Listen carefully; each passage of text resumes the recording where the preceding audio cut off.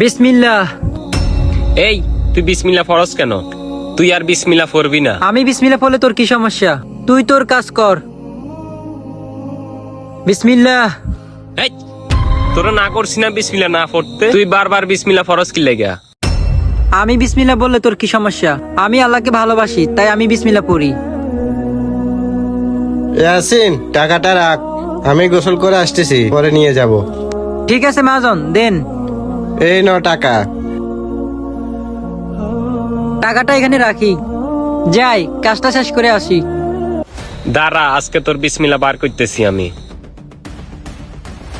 আজগা তোর বিসমিল্লাহ বার করুম। টাকা যখন দিতে পারবি না তখন তোর মালিককে খবর করবে।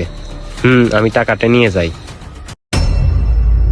ইয়াসিন, টাকাগুলো দাও তো। জি মহাজন, দিতেছি। এই তো এখন মাজনে টাকা চাইবে, তুই দিতে পারবি না, তখন তোর খবর করবে। বিসমিল্লাহ। এই নেন আপনার টাকা। ঠিক আছে। কিরে, টাকা ওর কাছে কিভাবে গেল? দেখি তো। হ্যাঁ, টাকা কিভাবে হাতে হয়ে গেল?